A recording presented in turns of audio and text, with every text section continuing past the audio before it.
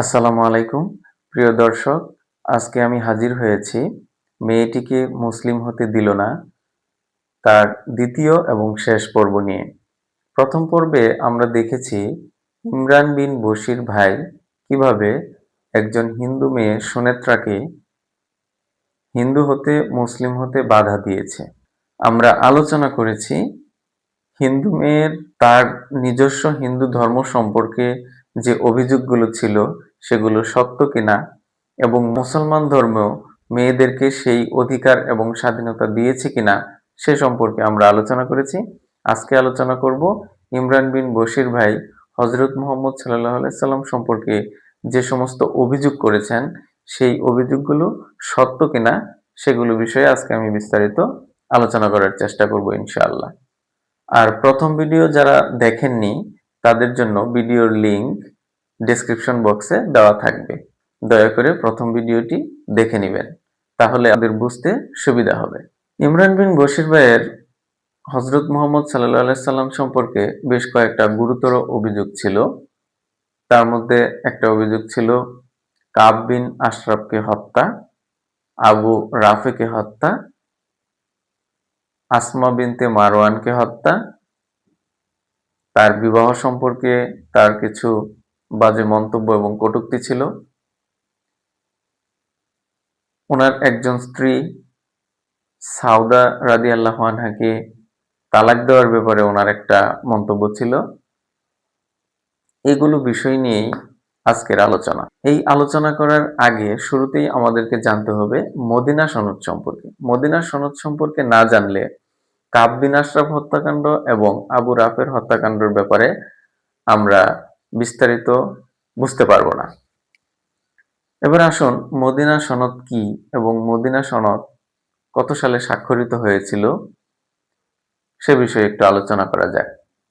মহানবী হজরত মুহাম্মদ সাল্লাল্লাহু আলাইহি সাল্লাম আল্লাহর আদেশে মক্কা থেকে মদিনায় হিজরত করেন। নবী করিম সাল্লাল্লাহু আলাইহি সাল্লামের এই হিজরতের সময় থেকেই হিজরি সাল গণনা করা হয়। হিজরি ১ সালে মদিনা সনদ স্বাক্ষরিত হয়। মদিনা রাষ্ট্রকে সুরক্ষা প্রদানের জন্য মদিনা সনদ ছিল একটি অত্যন্ত সুন্দর এবং সুস্পষ্ট লিখিত চুক্তি। এই চুক্তিটি ছিল মূলত মদিনায় অবস্থিত মুসলমানগণ, এখানে ছিল মুহাজিরগণ এবং আনসারগণ। মুহাজির হচ্ছে যারা মক্কা থেকে মদিনায় হিজরত করে গেছে এবং আনসার হচ্ছে ওইখানের স্থানীয় মুসলিম জনগোষ্ঠী। তাহলে এই দুই পক্ষ মিলে হচ্ছে একটা মুসলিম পক্ষ, আরেকটা পক্ষ ছিল ইহুদি পক্ষ, আরেকটা পক্ষ ছিল মদিনায় অবস্থিত অন্যান্য মুশরিক এবং পৌত্তলিকগণ। এরা বিভিন্ন প্রকৃতির পূজা বা মূর্তি পূজায় তারা লিপ্ত ছিল। সেখানে মূলত বিভাজন ছিল তিনটা: মুসলিম, ইহুদি এবং সেখানে অবস্থানরত স্থানীয় পৌত্তলিক অথবা মুশরিকগণ। এদের মধ্যে আবার ছোট ছোট গোত্র বিভক্ত ছিল এবং এই গোত্রগুলোর মধ্যে প্রায় অভ্যন্তরীণ কুন্দল এবং ঝগড়া ফ্যাসাদ লেগে থাকত। সেজন্য মহানবী সাল্লাল্লাহু আলাইহি ওয়াসাল্লাম মদিনা রাষ্ট্রকে সুরক্ষা দেওয়ার জন্য এই প্রধান প্রধান গোত্রগুলোকে নিয়ে উনি যে সনদটা স্বাক্ষর করেন সেটাই হলো মদিনা সনদ। মদিনা সনদের ইহুদিদের মধ্যে প্রধানত তিনটা গোত্র ছিল: বনু কুরাইজা, বনু কায়নুকা এবং বনু নাজির। এই আবু রাফে এবং কাব বিন আশরাফ হচ্ছে বনু নাজির সম্প্রদায়ের দুইজন বিত্তবান এবং প্রভাবশালী নেতা। আলোচনার স্বার্থে এই মদিনা সনদের ৪২ থেকে ৪৪ নং ধারা সম্পর্কে আমাদের জানতে হবে। আমরা সেই ধারাগুলো সম্পর্কে একটু আলোচনা করি। মদিনা সনদের ৪২ নম্বর ধারায় বলা হয়েছে, যদি চুক্তিবদ্ধ পক্ষগুলোর মধ্যে কোনো বিষয়ে বিরোধের সৃষ্টি হয় এবং তা থেকে বিপর্যয়ের আশঙ্কা থাকে তাহলে তা মীমাংসার জন্য হযরত মুহাম্মদ সাল্লাল্লাহু আলাইহি সাল্লাম এবং আল্লাহর কাছে পেশ করতে হবে। এই শর্তের মাধ্যমে বা এই ধারার মাধ্যমে মূলত হযরত মুহাম্মদ সাল্লাল্লাহু আলাইহি সাল্লামকে মদিনা রাষ্ট্রের রাষ্ট্রপ্রধান এবং তাকে বিচারিক প্রধান হিসেবেই মেনে নেওয়া হয়। ধারা ৪৩-এ বলা হয়েছে, মক্কার কুরাইশগণ বা কুরাইশদেরকে সাহায্যকারী কোনো পক্ষ বা মিত্রকে মদিনা সনদে স্বাক্ষরকারী কোনো গোত্র কোনো ধরনের সহায়তা বা আশ্রয় প্রদান করতে পারবে না। অর্থাৎ এখানে কুরাইশদেরকে সাহায্যকারী যে কোনো পক্ষ বা ব্যক্তিকে শত্রু হিসেবে আখ্যায়িত করা হয়েছে। মদিনা রাষ্ট্রের শত্রু হিসেবে কুরাইশদেরকে এবং কুরাইশদেরকে সাহায্যকারী যে কোনো পক্ষ বা ব্যক্তিকে শত্রু হিসেবে চিহ্নিত করা হয়েছে এই ধারায়। ধারা ৪৪-এ বলা হয়েছে, যদি কেউ মদিনা আক্রমণ করে তাহলে চুক্তিবদ্ধ সকল পক্ষই সম্মিলিতভাবে তা প্রতিহত করবে এবং মদিনা রাষ্ট্রকে রক্ষা করবে। যদি কোনো ব্যক্তি বা কোনো পক্ষ এই চুক্তির ধারা ভঙ্গ করে তাহলে অবশ্যই সে মদিনা রাষ্ট্রের রাষ্ট্রদ্রোহী হিসেবে বিবেচিত হবে। তাহলে হিজরি ১ সনে যে মদিনা সনদ চুক্তিটি স্বাক্ষরিত হলো, সেই স্বাক্ষরিত চুক্তি মোতাবেক বোঝা গেল মক্কার কুরাইশরা হচ্ছে মদিনার ঘোর শত্রু। মদিনার অভ্যন্তরের কেউ মক্কার কুরাইশদেরকে বা কুরাইশদের পক্ষে যারা কথা বলে বা কুরাইশদেরকে যারা সহযোগিতা করে তাদেরকে কোনো রকম আশ্রয় প্রদান করা যাবে না, তাদের সাথে কোনো রকম সন্ধি বা সহযোগিতামূলক কোনো রকম কাজকর্ম করা যাবে না। এবং এই চুক্তির মাধ্যমে মূলত মদিনা রাষ্ট্রকে একটা সুরক্ষা প্রদান করা হলো। মদিনা রাষ্ট্রের প্রধান এবং বিচারিক প্রধান নিয়োগ করা হলো। সেই সাথে মদিনা রাষ্ট্রকে শত্রুর হাত থেকে রক্ষা করার একটা চুক্তি দাঁড় করানো হলো। এই চুক্তিগুলোর শর্ত যে ভঙ্গ করবে সে স্বভাবতই রাষ্ট্রদ্রোহিতার অপরাধে অপরাধী হবে। তো এরপরেই আসে হিজরি ২ সাল। হিজরি ২ সালে বদরের যুদ্ধ সংঘটিত হয়। মুসলমানদের জন্য বদরের যুদ্ধকে একটি ঐতিহাসিক বিজয়ের মাইলফলক হিসেবেই দেখা হয়। আপনারা জানেন বদরের যুদ্ধে কুরাইশদের সৈন্য সংখ্যা ছিল ১,০০০, পক্ষান্তরে মুসলিমদের সৈন্য সংখ্যা ছিল মাত্র ৩১৩ জন। কিন্তু এই ৩১৩ জন সৈন্যের কাছেই মক্কার কুরাইশরা নাস্তানুবাদ হয়েছে এবং পরাজিত হয়েছে। মুসলমানদের শহীদ হয়েছে মাত্র ১৪ জন সাহাবী, পক্ষান্তরে মক্কার কুরাইশদের ৭০ জন সৈন্য নিহত হয়েছে। কুরাইশরা এই যুদ্ধে ব্যাপকভাবে পরাজিত হয়ে বদরের প্রান্ত ত্যাগ করেছে।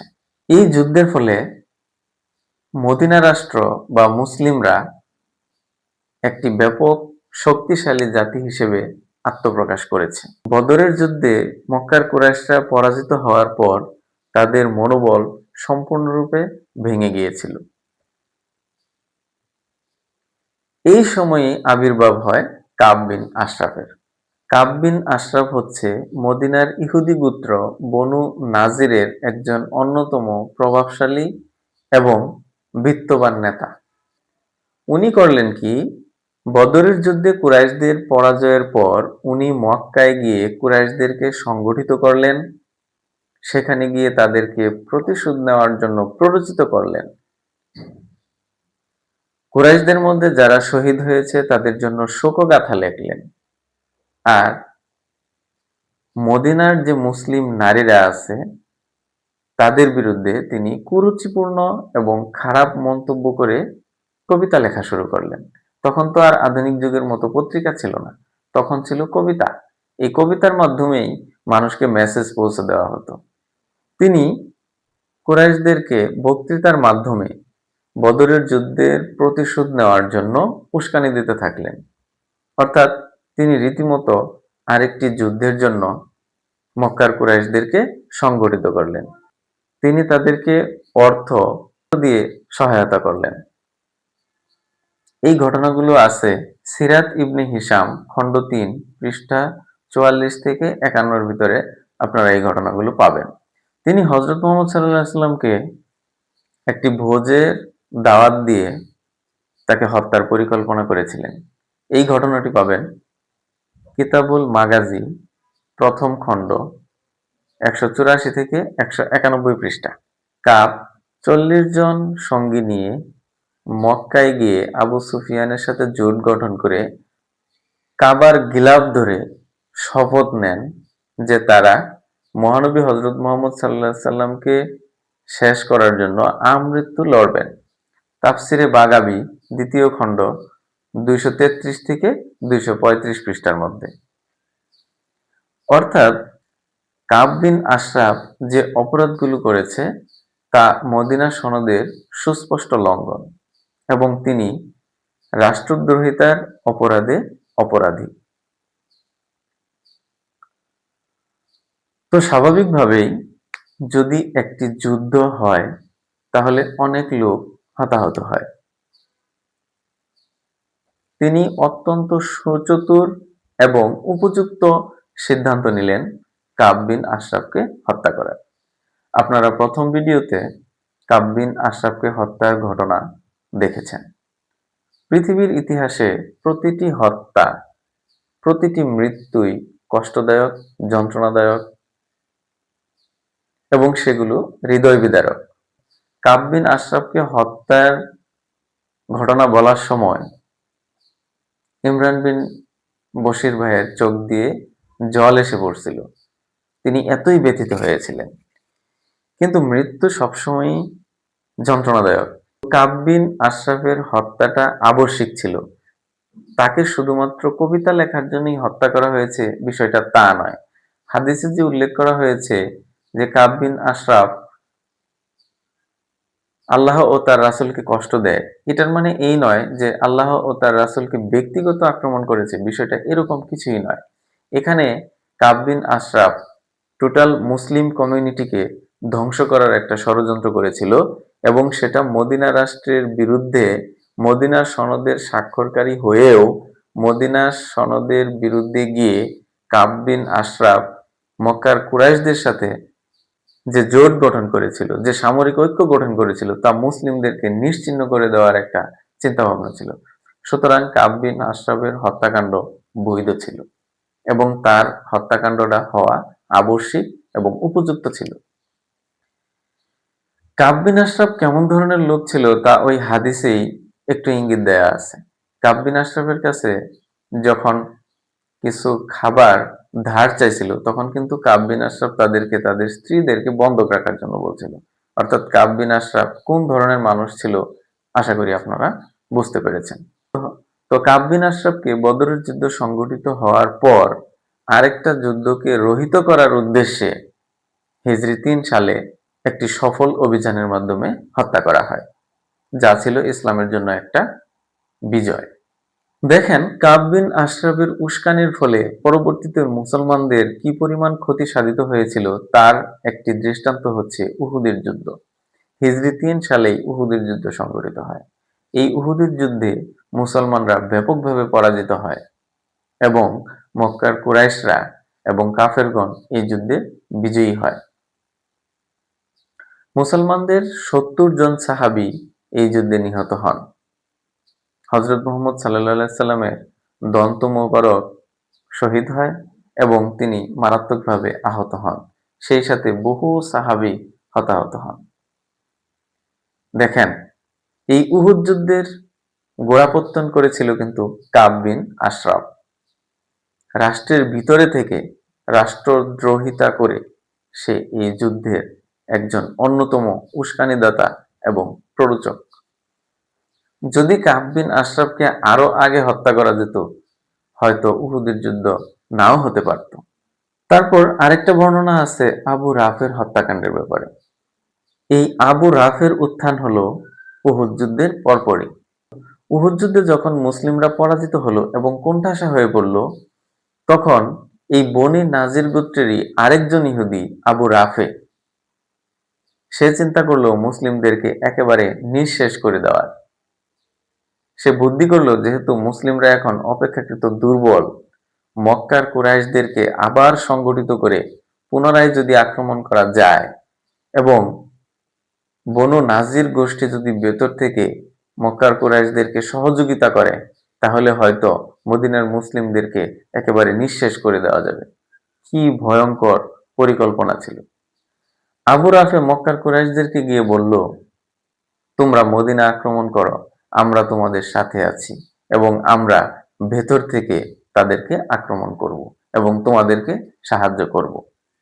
কিতাব আল মাগাজি খণ্ড 2 পৃষ্ঠা 440 থেকে 442-এ এই ঘটনাগুলোর উল্লেখ রয়েছে।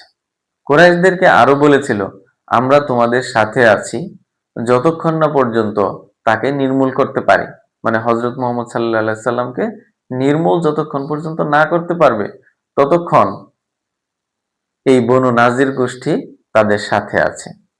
রেফারেন্স হচ্ছে সিরাত ইবনে হিশাম খণ্ড 3 পৃষ্ঠা 203 থেকে 205। মুসলমানদেরকে নিঃশেষ করে দেওয়ার জন্য তিনি মক্কার কুরাইশদের কাছে গিয়েই ক্ষান্ত হননি। তিনি পার্শ্ববর্তী গাতাফান গোত্রকেও প্ররোচিত করলেন মক্কার কুরাইশদেরকে সাথে নিয়ে মদিনা আক্রমণের জন্য। গাতাফান গোত্রকে অফার করলেন খাইবারে উৎপাদিত 1 বছরের সম্পূর্ণ খেজুর গাতাফানকে দেওয়া হবে যদি তারা মক্কার কুরাইশদের সাথে মিলে মদিনা আক্রমণ করে, এবং গাতাফান গোত্র 6000 সৈন্য মক্কার কুরাইশদেরকে দিয়েছিল। অর্থাৎ দেখেন আবু রাফে কি ভয়ঙ্কর একটা লোক ছিল।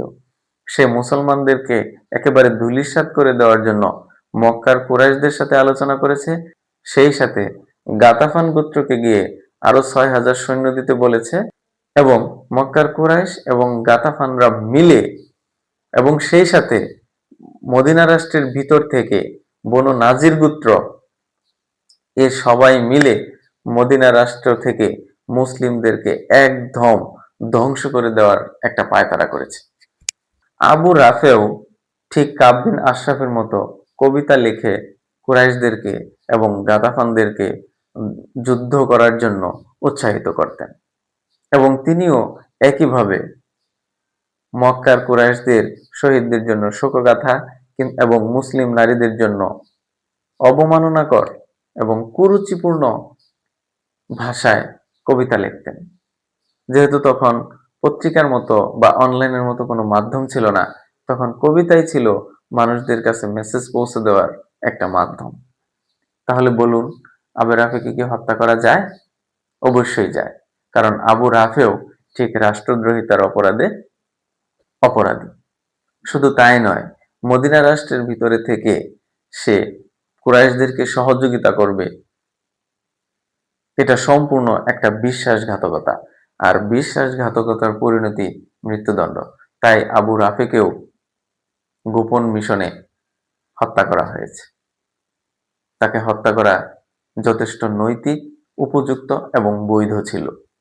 এই আবু রাফের প্ররোচনায় মদিনার মুসলমানগণ আরেকটি যুদ্ধের মুখোমুখি হয়। সেই যুদ্ধের নাম হচ্ছে খন্দকের যুদ্ধ। আপনারা জানেন মদিনা রাষ্ট্রের চতুর্দিকে হযরত মুহাম্মদ সাল্লাল্লাহু আলাইহি সাল্লাম আল্লাহর আদেশে খন্দক নির্মাণ করে বা পরিখা নির্মাণ করে মদিনা রাষ্ট্রকে সুরক্ষা দিয়েছিলেন। তাহলে দেখেন এই আবু রাফের কারণে আরেকটা বড় যুদ্ধ সংঘটিত হয়েছিল। এই যুদ্ধে কুরাইশ এবং গাতাফান মিলে তাদের সৈন্য সংখ্যা ছিল 10,000। অপরপক্ষে মুসলিমদের সৈন্য সংখ্যা ছিল খুবই কম। কিন্তু পরিখা খনন করে কৌশলের মাধ্যমে এই যুদ্ধে মুসলমানদের তেমন কোনো ক্ষতি হয়নি। তার মানে এই আবু রাফে মুসলিমদেরকে ধ্বংস করার জন্য বড় একটা যুদ্ধ বাঁধিয়ে দিয়েছিলেন। তাহলে এখন বলুন, আবু রাফেকে কি হত্যা করা যায়? অবশ্যই। সেজন্যই খন্দকের যুদ্ধ সংঘটিত হয়েছিল 5 সালে এবং হিজরি 6 সালে আরেকটি গোপন মিশনের মাধ্যমে হযরত মুহাম্মদ সাল্লাল্লাহু আলাইহি সাল্লাম তার সাহাবীগণের মাধ্যমে আবু রাফেকে হত্যা করেন। আপনাদের মধ্যে একটা প্রশ্ন থাকতে পারে, আবু রাফে অথবা কাব বিন আশরাফকে হত্যা তো গোপনে না করে প্রকাশ্যে বিচারের মাধ্যমেও করা যেত, কিন্তু সেভাবে কেন করলেন না? মূলত এদেরকে গোপন মিশনে হত্যা করার কারণ হচ্ছে আবু রাফে বা কাব বিন আশরাফ এরা ছিল প্রভাবশালী ইহুদি নেতা। যদি এদেরকে প্রকাশ্যে বিচারের মাধ্যমে হত্যা করা হতো তাহলে মদিনা রাষ্ট্রের অভ্যন্তরে গৃহযুদ্ধের সম্ভাবনা ছিল এবং ইহুদিরা অসন্তুষ্ট হয়ে হয়তো সরাসরি যুদ্ধও ঘোষণা করে দিতে পারত মুসলমানদের বিরুদ্ধে, যার জন্য তাদেরকে টেকনিক্যালি হত্যা করা হয় এবং এই গোপন হত্যার কারণে সকল গোত্রের কাছে একটা মেসেজ চলে যায় যে মদিনা সনদের চুক্তি ভঙ্গ করলে পরিণাম হবে ভয়াবহ। একজন মহিলা কবি আসমা বিনতে মারওয়ানকে হত্যা নিয়ে আরেকটি অভিযোগ আছে। এই হত্যাকাণ্ড নিয়ে অনেক মতভেদ আছে। আসমা বিনতে মারওয়ান হত্যাকাণ্ডটি যার মাধ্যমে বর্ণনা করা হয়েছে, উনি অনেক মিথ্যা বানোয়াট হাদিসও বর্ণনা করেছেন, যার জন্য ওনার হাদিসগুলোকে আলেম উলামাগণ গ্রহণ করেননি। ওনার হাদিসগুলোকে জাল এবং বাতিল হাদিস বলে গণ্য করা হয়েছে। সুতরাং আসমা বিনতে মারওয়ানের যে হত্যাকাণ্ড, সেটি একটি জাল হাদিস।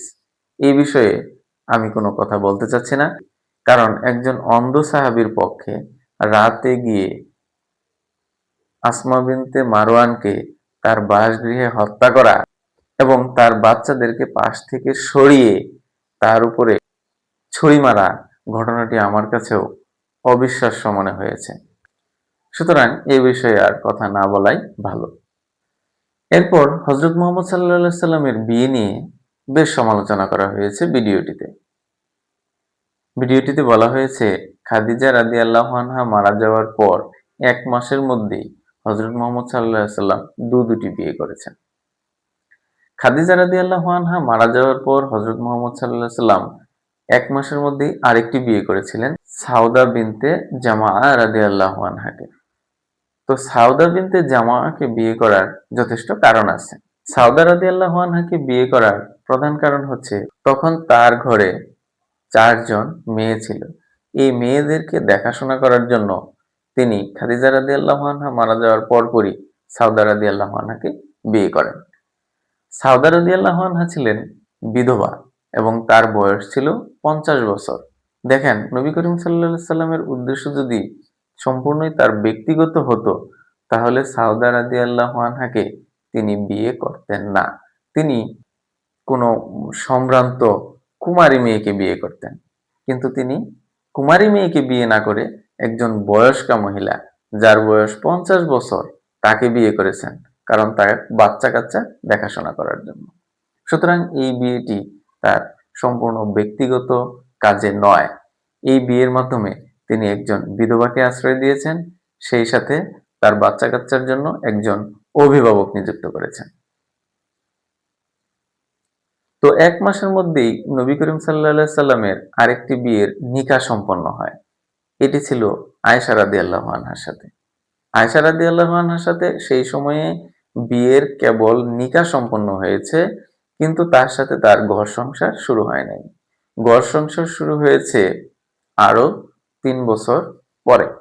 অর্থাৎ নবী করিম সাল্লাল্লাহু আলাইহি সাল্লামের ঘরে তখন সাউদা রাদিয়াল্লাহু আনহা একাই ছিলেন। ভিডিওটিতে যেভাবে উপস্থাপন করা হয়েছে, হযরত মুহাম্মদ সাল্লাল্লাহু আলাইহি সাল্লাম খাদিজা রাদিয়াল্লাহু আনহার ইন্তেকালের ১ মাসের মধ্যেই দুটো বিয়ে করে ফেলেছেন, বিষয়টি আসলে সেরকম নয়। এই নিকাহের ৩ বছর পর যখন আয়েশা রাদিয়াল্লাহু আনহা সাবালিকা হয়েছেন, তখন হযরত মুহাম্মদ সাল্লাল্লাহু আলাইহি সাল্লামের ঘরে আয়েশা আসেন। সুতরাং বিয়ে ২টি হয়েছে, কিন্তু ঘর করেছিলেন একজনের সাথে, সাউদার সাথে। অভিযোগটা যেভাবে করা হয়েছে, ঘটনাটা আসলে ওভাবে নয়। নবী করিম সাল্লাল্লাহু আলাইহি সাল্লামের জীবনে একমাত্র কুমারী নারী ছিলেন হযরত আয়েশা রাদিয়াল্লাহু আনহা। ইতিপূর্বে খাদিজা রাদিয়াল্লাহু আনহা এবং সাউদা রাদিয়াল্লাহু আনহা দুইজনই ছিলেন বিধবা। হযরত মুহাম্মদ সাল্লাল্লাহু আলাইহি সাল্লামের চতুর্থ বিয়ে হচ্ছে হাফসা বিনতে উমর রাদিয়াল্লাহু আনহাকে। এই হাফসাও ছিলেন একজন বিধবা। প্রখ্যাত সাহাবী উমর রাদিয়াল্লাহু আনহুর মেয়ে ছিলেন হাফসা রাদিয়াল্লাহু আনহা। হাফসা রাদিয়াল্লাহু আনহার স্বামী বদরের যুদ্ধে আহত হয়ে পরবর্তীতে মারা যান। উমর রাদিয়াল্লাহু আনহু হযরত আবু বকর রাদিয়াল্লাহু আনহু এবং উসমান রাদিয়াল্লাহু আনহুকে তার মেয়েকে বিবাহের জন্য প্রস্তাব দিয়েছিলেন, কিন্তু তারা কোনো জবাব দেননি। নবী করিম সাল্লাল্লাহু আলাইহি সাল্লাম যখন দেখেন উমর রাদিয়াল্লাহু আনহু মানসিকভাবে ভেঙে পড়তেছেন, তখন তার মানসিক অবস্থার দিকে চেয়ে তিনি হাফসা রাদিয়াল্লাহু আনহাকে বিয়ে করেন। অর্থাৎ এই বিয়ের মাধ্যমেও নবী করিম সাল্লাল্লাহু আলাইহি সাল্লাম একজন বিধবা মহিলাকে আশ্রয় দিয়েছিলেন। পঞ্চম বিয়ে ছিল জয়নব বিনতে খুজাইমা রাদিয়াল্লাহু আনহাকে। উনিও ছিলেন একজন বিধবা নারী। তার স্বামী উহুদ যুদ্ধে মারা যান। তারপরের বিবাহ ছিল উম্মে সালমা রাদিয়াল্লাহু আনহাকে। উম্মে সালমা রাদিয়াল্লাহু আনহার স্বামীও উহুদ যুদ্ধে মারা যায় এবং উম্মে সালমা 4 সন্তান সহ নিঃস্ব হয়ে পড়েন। তখন হযরত মুহাম্মদ সাল্লাল্লাহু আলাইহি ওয়াসাল্লাম তাকে 4 সন্তান সহ তার কাছে আশ্রয় দেন। সপ্তম বিয়ে করেছিলেন জয়নব বিনতে জাহশ রাদিয়াল্লাহু আনহাকে। তিনি ছিলেন তালাকপ্রাপ্ত মহিলা। অষ্টম বিয়ে করেছিলেন জুয়াইরিয়া রাদিয়াল্লাহু আনহাকে। জুয়াইরিয়া রাদিয়াল্লাহু আনহাকে বিয়ে করার ফলে 100 ইহুদি পরিবার ইসলাম ধর্ম গ্রহণ করে। চিন্তা করেন কত বড় নেয়ামতের বিয়ে ছিল এটি। নবম বিয়ে করেছিলেন উম্মে হাবিবা বিনতে আবু সুফিয়ানকে। ইনিও ছিলেন বিধবা মহিলা। মক্কার আবু সুফিয়ানের মেয়ে ছিল উম্মে হাবিবা। দশম বিয়ে করেছিলেন সাফিয়া রাদিয়াল্লাহু আনহাকে। ওনার স্বামীও উহুদ যুদ্ধে মারা যান। উনিও একজন বিধবা ছিলেন। 11তম বিয়ে করেছিলেন মায়মুনা রাদিয়াল্লাহু আনহাকে। এই মায়মুনা রাদিয়াল্লাহু আনহাও ছিলেন বিধবা। এখন বলেন 11 জন স্ত্রীর মধ্যে 10 জনই ছিলেন বিধবা না হয় তালাকপ্রাপ্তা। একজন মাত্র কুমারী নারী ছিলেন যিনি ছিলেন আয়েশা রাদিয়াল্লাহু আনহা। ওনার চরিত্র সম্পর্কে কথা বলেন। এছাড়াও নবীজির 2 জন দাসী ছিলেন। প্রথম দাসী ছিলেন মারিয়া কিপ্তিয়া। মিশরের রাজা মারিয়া কিপ্তিয়াকে নবীজি সাল্লাল্লাহু আলাইহি সাল্লামের কাছে উপহার হিসেবে পাঠিয়েছিলেন। এখন একজন রাজা যদি আরেকজনকে উপহার প্রদান করে তাহলে সেটা ফেরত দেওয়া যায় না বা ফেরত দেওয়াটাকে অসম্মানজনক মনে হয়। কিন্তু নবী করিম সাল্লাল্লাহু আলাইহি সাল্লাম মারিয়া কিপ্তিয়াকে স্বাধীন হিসেবে ঘোষণা করেছিলেন। কিন্তু মারিয়া কিপ্তিয়া নবী সাল্লাল্লাহু আলাইহি সাল্লামের কাছেই থাকতে পছন্দ করেছিলেন এবং তার কাছেই বাকি জীবন ছিলেন। মারিয়া কিপ্তিয়ার ঘরেই নবী করিম সাল্লাল্লাহু আলাইহি সাল্লামের একমাত্র ছেলে সন্তান ইব্রাহিম তার জন্ম হয় এবং এই ছেলেটি 18 মাস বয়সে মারা যান। আরেকজন দাসী ছিলেন রায়হানা রাদিয়াল্লাহু আনহা। তিনিও ছিলেন একজন বিধবা। সুতরাং দেখা যাচ্ছে নবী করিম সাল্লাল্লাহু আলাইহি সাল্লাম যে বিয়েগুলো করেছেন তার কোনো একটা উদ্দেশ্য ছিল। শুধুমাত্র নিজস্ব কারণেই তিনি বিয়ে করেননি। তিনি হয়তো বিয়ে করেছেন রাজনৈতিক কারণে, না হয়তো বিয়ে করেছেন বিধবাকে আশ্রয় দানের জন্য। যদি তিনি নিজের জন্য বিয়ে করতেন তাহলে তো তিনি তখনকার সময়ের সবচেয়ে সুন্দরী সুন্দরী পাত্রী দেখে এবং কুমারী পাত্রী দেখে বিয়ে করতেন। কিন্তু তিনি তো তার জীবনে মাত্র একজন কুমারী নারীকে বিয়ে করেছেন। সুতরাং তিনি যে এই বিয়েগুলো শুধুমাত্র তার নিজের জন্য করেন নাই এটি সুস্পষ্ট। সুতরাং তার বিয়ে নিয়ে কোনো প্রশ্ন থাকা উচিত নয়। আপনারা ভাবতে পারেন যে তিনি তো 2 জন দাসীর সাথে সহবাস করেছেন এবং একজন দাসীর ঘরে বাচ্চাও জন্মগ্রহণ করেছে। প্রকৃতপক্ষে ওই সময়ে দাস-দাসীদের সাথে সহবাস করা বৈধ ছিল। কারণ এই দাস-দাসীরা মালিকের কাছে সারা জীবন থেকে যেত। এখন তারা যদি মালিকের সাথে সহবাস না করে তাদেরও তো এই সহবাসের ইচ্ছা জাগ্রত হয়। তারা যদি অন্য কারো সাথে সহবাস করে তাহলে একটা বিশৃঙ্খল পরিস্থিতির সৃষ্টি হবে। আবার ওই সহবাসের ফলে যদি বাচ্চা-কাচ্চা জন্ম হয় তাহলে তো বিশৃঙ্খলা আরো বেড়ে যাবে। যার জন্য দাস-দাসীর সাথে তখনকার সময়ে সহবাস করা বৈধ ছিল। কিন্তু বর্তমানে দাসপ্রথা নেই, দাসপ্রথা বিলুপ্ত হয়ে গেছে। সুতরাং এখন আর দাস-দাসীর সাথে সহবাস করা যাবে না। একটা আলোচনা আসছে সাউদা রাদিয়াল্লাহু আনহাকে হযরত মুহাম্মদ সাল্লাল্লাহু আলাইহি সাল্লাম তালাক দিতে চেয়েছিলেন। আসলে অনেক হাদিস ঘাটাঘাটি করেই দেখা গেছে যে আসলে সাউদা রাদিয়াল্লাহু আনহাকে তালাক দেওয়ার মতো কোনো ঘটনা ঘটেন নাই। নবী করিম সাল্লাল্লাহু আলাইহি সাল্লাম কারো সাথে অথবা সাউদা রাদিয়াল্লাহু আনহার সাথে কখনো বলেন নাই যে তিনি তাকে তালাক দিতে চান অথবা তিনি তার প্রতি কখনো কোনো বিরক্ত প্রকাশও করেন নাই। সাউদা রাদিয়াল্লাহু আনহার বয়স হয়ে গেছিল বেশি। তিনি নিজে থেকেই নবী করিম সাল্লাল্লাহু আলাইহি সাল্লামকে প্রস্তাব দিয়েছিলেন যে তিনি যেন তার সাথে না থেকে এই সময়টুকু আয়েশার সাথে থাকেন বা তার পালার দিন তিনি যেন আয়েশার সাথে সময় কাটান। এটা ছিল পারিবারিক সমঝোতার ভিত্তিতে। এটা আমাদের জন্য নিদর্শন স্বরূপ। এবং তিনি যে সাউদার সাথে থাকতেন যদিও সাউদা সহবাসে অক্ষম ছিল তারপরও তিনি যে সাউদার সাথে থাকতেন এটা থেকে বোঝা যায় নবী করিম সাল্লাল্লাহু আলাইহি সাল্লাম ছিলেন অত্যন্ত নীতিবান এবং ন্যায়নিষ্ঠ মানুষ। তিনি সবাইকে সমানভাবে দেখতেন। এবং কোনো হাদিসই পাওয়া যায় না যে হাদিসে হযরত মুহাম্মদ সাল্লাল্লাহু আলাইহি সাল্লাম সাউদাকে তালাক দেওয়ার ব্যাপারে বলেছেন। এটা সাউদা রাদিয়াল্লাহু আনহা নিজে মনে মনে ভেবে নিছেন যে যদি নবী করিম সাল্লাল্লাহু আলাইহি সাল্লাম তার প্রতি বিরক্ত হন, এজন্য তিনি তার পালার দিনটি ছেড়ে দিয়েছিলেন হযরত আয়েশা রাদিয়াল্লাহু আনহাকে। এবং নবী করিম সাল্লাল্লাহু আলাইহি ওয়াসাল্লাম বিষয়টি মেনেও নিয়েছিলেন। আরেকটা ঘটনার কথা বলা হয়েছে, নবী করিম সাল্লাল্লাহু আলাইহি ওয়াসাল্লাম ১১ জন স্ত্রীর সাথে পালাক্রমে থাকতেন বা সহবাস করতেন। এই ঘটনাটি উলামায়ে কেরামদের দ্বারা সত্য বলে প্রমাণিত হয়। এখন এই ঘটনার দ্বারা হিকমতটা কি ছিল? এটা ছিল তার প্রশ্ন। হ্যাঁ, হিকমত আছে। সাহাবীরা বলাবলি করতেন নবীজি সাল্লাল্লাহু আলাইহি ওয়াসাল্লামকে ৩০ জন পুরুষের শক্তি দেওয়া হয়েছিল। এটা দ্বারা বোঝানো হয়েছে তিনি ছিলেন সাধারণের মধ্যে অসাধারণ এবং তিনি তার ১১ জন স্ত্রীকে সমানভাবে দেখাশোনা করার ক্ষমতা রাখতেন। আপনারা রুকানার ঘটনা সম্পর্কে জানেন। রুকানাকে তৎকালে কেউ পরাজিত করতে পারত না। তিনি ছিলেন বিখ্যাত একজন কুস্তিগীর। কিন্তু হযরত মুহাম্মদ সাল্লাল্লাহু আলাইহি সাল্লাম তাকে ৩ বার আছাড় মেরেছিলেন এবং তিনি পরাজিত হয়েছিলেন। অর্থাৎ নবী করিম সাল্লাল্লাহু আলাইহি সাল্লামকে আল্লাহ তাআলা আমাদের চাইতে অনেক বেশি শক্তি, সামর্থ্য দিয়েছিলেন। এটার মধ্যে অবশ্যই হিকমত আছে। কারণ উনি সাধারণের মাঝে অসাধারণ। সুতরাং পরিশেষে বলা যায় হত্যাকাণ্ডগুলো ছিল যথেষ্ট যুক্তিসঙ্গত এবং বৈধ এবং তার বিবাহগুলোও ছিল সম্পূর্ণ বৈধ এবং যৌক্তিক। সাধারণ মুসলিম পুরুষের জন্য ৪ জন স্ত্রী গ্রহণ করা গেলেও তিনি বিশেষ কারণে, বিশেষ অবস্থায় ১১ জন স্ত্রী গ্রহণ করেছিলেন। সুতরাং তার চরিত্র সম্পর্কে কথা বলতে গেলে আরেকটু সাবধানতার সাথে স্টাডি করে বা চরিত্রকে ভুলভাবে উপস্থাপন না করে সঠিক তথ্য প্রদান করার জন্য অনুরোধ করা হলো। ইমরান বিন বশির ভাইকে আহ্বান জানাবো, আপনি আবার ইসলামের পথে ফিরে আসুন। যারা ইসলাম ধর্ম গ্রহণ করতে চায় তাদের কাছে ইসলামের সৌন্দর্য তুলে ধরুন। আপনি আবার ইসলামে ফিরে আসুন। দেখা হবে অন্য কোনো ভিডিওতে। সে পর্যন্ত ভালো থাকুন, সুস্থ থাকুন। আল্লাহ হাফেজ।